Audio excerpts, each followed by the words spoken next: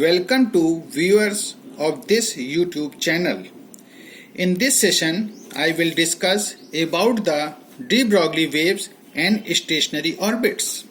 Now, we shall see that how de Broglie relation shows that the energy states of a bound system are quantized. The second postulate of Bohr's atom model says that angular momentum of electron orbiting around the nucleus is quantized, that is L equal to mvr equal to nh upon 2 pi, where n equal to 1, 2, 3. We see in this figure that electron is revolving around the nucleus. If electron revolves in first orbit with velocity v1 and distance between this orbit and nucleus is r1, then angular momentum is L1 equal to m v1 r1 equal to h upon 2 pi, where m is the mass of the electron, v1 is the speed of the electron in first orbit, and r1 is the radius of the first orbit.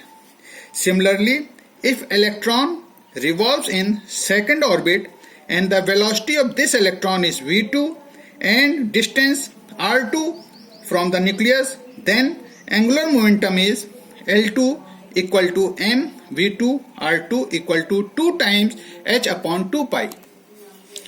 Louis de Broglie explained this puzzle in 1923. According to de Broglie, the electron in its circular orbit as proposed by Bohr must be seen as a particle wave.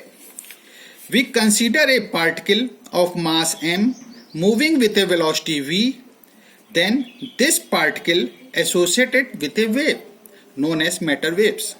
Its momentum is given by p equal to mv, where the wavelength lambda is associated with this matter wave is given by lambda equal to h upon p, where h is the Planck constant.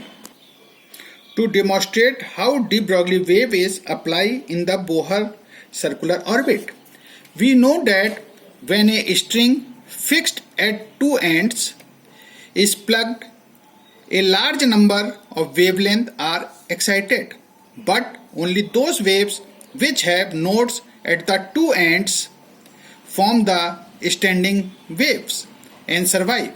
It means that in a string, standing waves form when total distance traveled by a wave down the string and back is any integral number of wavelengths.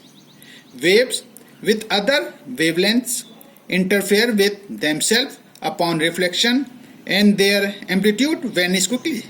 We see in this figure there is no standing wave form. Hence, according to de Broglie, a stationary orbit is that which contains an integral number of de Broglie waves associated with the revolving electron.